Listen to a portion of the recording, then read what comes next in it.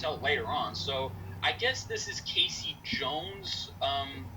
I can't guess what year this is, but from what it looks like he is just now going out as the vigilante. And what True. I'm hoping they do is, because this is a Casey Jones trademark, is if he talks like the way he did in the cartoons or the Mm-hmm. short fan film, Casey Jones, where he pretty much says things like, "Oh, you talking to me?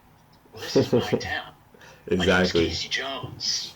Exactly. Like Yeah, you said, I think this is like him starting out, and I think if they put Casey Jones, if they end up doing a third movie and they keep Casey Jones in it, depending on the timeline, I think that's when he'll start to grow out his hair. Because I yeah, agree with you. I exactly. think he grew out his hair a little later on.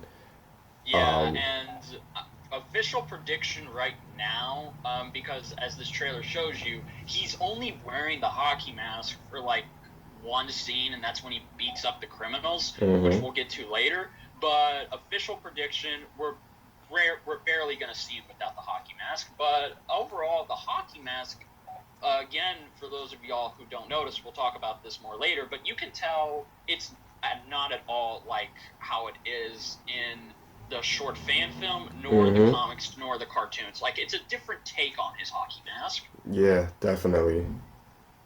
All right, next photo. And here, ladies and gentlemen, we won't really talk about this because we really want to save it, but if you can tell what Raph is turning Mikey's head for, you know what it is. So, Yeah, uh, just talking about this scene alone, like if you really, this is what I was talking about with Leo, like you could really tell the CG on them looks a lot better. Like hmm there are some people who say it looks worse or it looks even more messed up, but from this angle, and even in the daytime with the first one, that's the thing the first one had, is that the motion capture, it looked really, really off. Like in the dark, mainly hmm it looked a lot better in the dark than it did in the daylight, but we can now see that in broad daylight it looks a lot better, and true. there are subtle changes to their faces. Yeah, just a little bit. I know that them being CG, a lot of people have an issue with that. And Yeah, to me, I'm like, well, how else are they supposed to do it? Because if you want someone in a rubber suit like the original Turtles were, not saying that the movies were bad, the very first original Ninja Turtles I thought was like one of the best ones. Um, yeah, and but good point on that.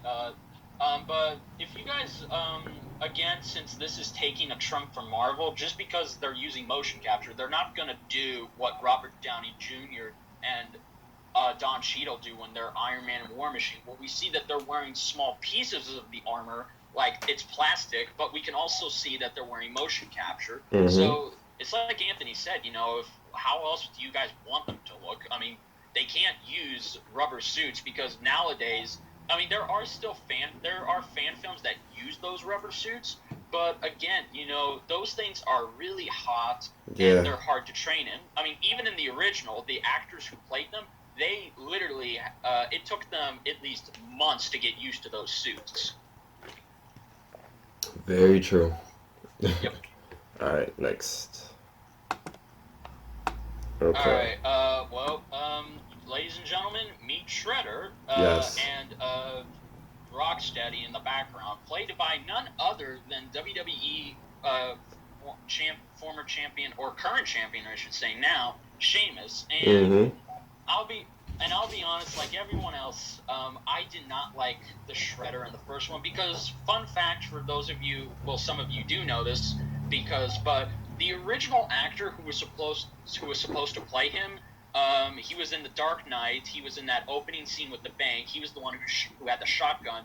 And was trying to get Joker and his goon away. That Mm-hmm. guy, William Fichtner, is his name. He was originally supposed to play, and every one of us could see him as a good Shredder, but unfortunately, due to countless nerd rage and just sudden hate, they decided to replace him with this Yeah.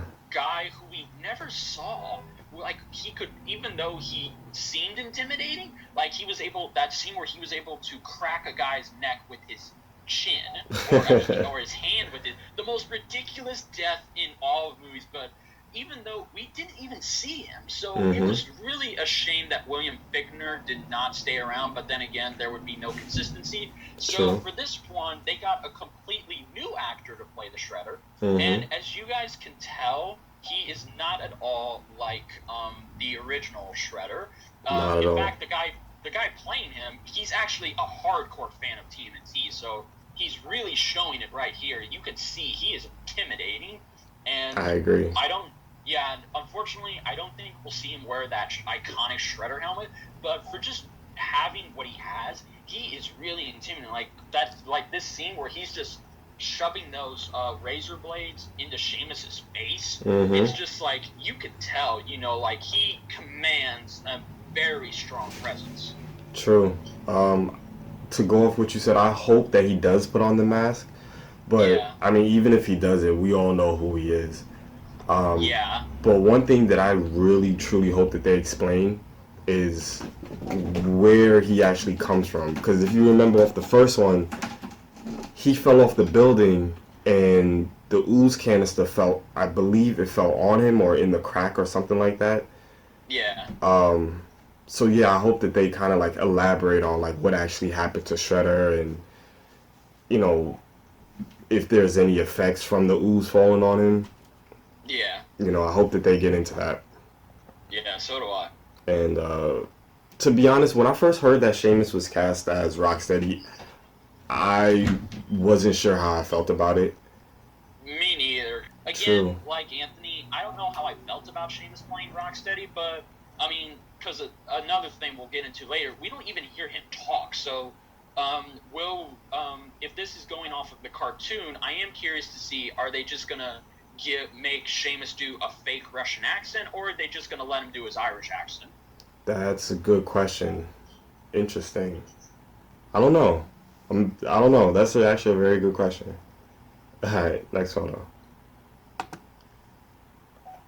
All right. Well, as you all can see here, this is the image that really shines. This is the scene where the woman from earlier, who we were talking about, who we do not know of, Mm-hmm. she is pretty much asking the question, "What are you, superheroes?" And of course, Mikey laughs, "Ha ha ha," because we see that for the first time, even though some hardcore Turtle fans were not like this, depending mm-hmm. they're revealing themselves, like they're actually pulling an Iron Man and they're revealing themselves, and that's where Raphael says, "We're just four brothers who love this, who hate bullies and love this city." Yeah, pretty much. Also, in this photo, you can clearly see that uh, that Raph, Leo, and Mikey all they all look like they work out. They all have muscles, but poor Donnie is like the smallest one out of all of them, Yeah, and he I never is. I noticed mean, that before. yeah, neither did I. Because actually, it's funny that you mentioned that because, you're right. Because Mikey, Leo, and Raph, they are the biggest, but Raph is even more bigger because he's wearing a lot more armor than he was. But Mm-hmm. Leo kind of looks like Grant Gustin a little bit because, as you all know, Grant, if y'all watch the first episode of The Flash, we see that Grant Gustin, he has small abs. So it looks like, Donnie is going to have abs, but he's not going to be voided. He's not going to be bigger like his brothers. So, Mm-hmm. yeah, but it kind of makes sense and all, actually, because, I mean, it is true that Mikey, Leo, and Raph, they would work out and they would train their bodies to physical perfection, while Mm-hmm. Leo would sorry, folks, Donatello, he would do less of that. Because he prefers brains over bronze, as they Yeah, say. I agree. So it actually makes a lot of sense on why he's the smallest. I actually get Yeah, that. and again, to bring up the point we've been bringing up, if this doesn't prove to y'all that the CG looks a lot better in the daylight, I don't know what will. Because when I first saw this, I was blown away because the CG just looks amazing in the daylight. Mm-hmm. All right, next photo. This is just another angle of them. Yeah, this is actually the first scene when Raphael tells the line I just said. Again, well, I think in terms of which photo I think I like better, I like the Mm-hmm. second one because it shows off their physiques, and it shows, what makes them different individually. True. But here you can see that they're all smushed together, so Raphael could say that line. But again, you can clearly tell that Leonardo and Raph, they're a lot bigger, but Yeah. Mikey is smaller, but not as small as Donnie. Like, Right. he's big, but he's not that big. Yeah, pretty much. Like, it also didn't notice that Mikey's actually the shortest one out of the four. I actually never knew that. Yeah, neither did I. But all right, next photo. There we And here go. we go, ladies and gentlemen. Here was the biggest surprise of all of the whole trailer. Here they are. For the first time in 20 years, they're making their on-screen debut. The Bebop and Rocksteady in their Rhinoceros and Warhog form. Yes. I was super excited when I heard that they were going to be in the sequel. Yeah, and because for those of you who didn't know, some recent concept art for the first movie came out, and Bebop and Rocksteady were supposed to be in the first one. They even showed off what they would have looked like, and the concept art for them looked amazing. But now to finally see these two come to life, it's amazing, because you can literally tell that these are identical to what they look like in the cartoons, and even Bebop has those cool futuristic 3D 90s glasses. Exactly. I'm excited about that. I'm not disappointed in their design at all.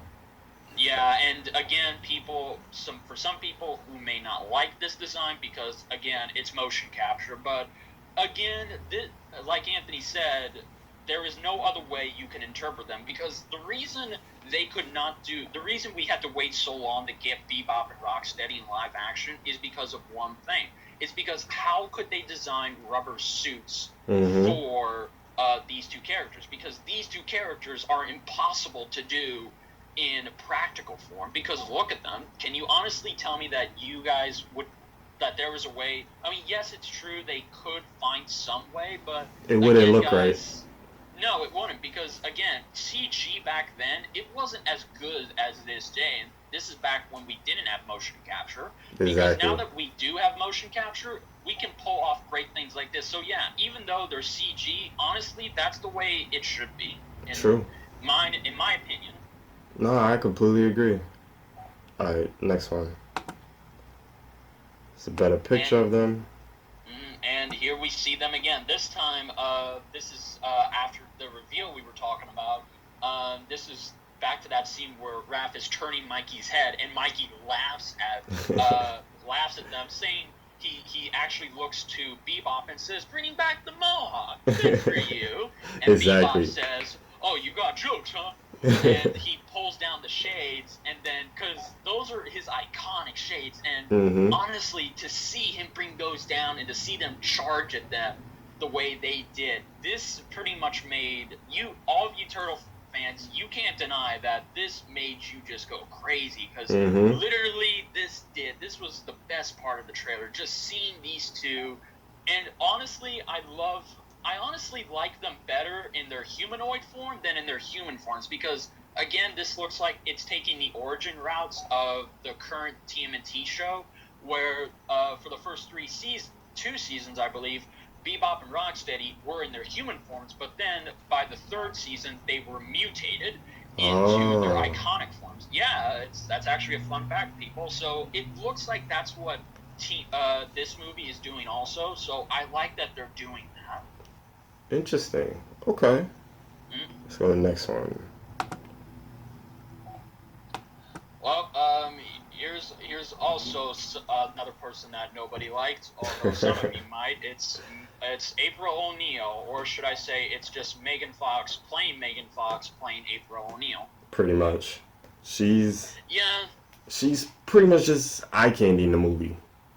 Yeah, she pretty is, much. and again, well, for those of you who don't know, because hopefully we'll talk about more of this that nobody's really talking about, is that she's pretty much what looks like she's in the Baxter building. She's trying to get some information, which is why she's doing all of this Mission Impossible, sliding and stealthing. Yeah, true. Because I think Matter of fact, I think at the exact part where Rocksteady and Bebop get transformed, she's in like in the closet somewhere.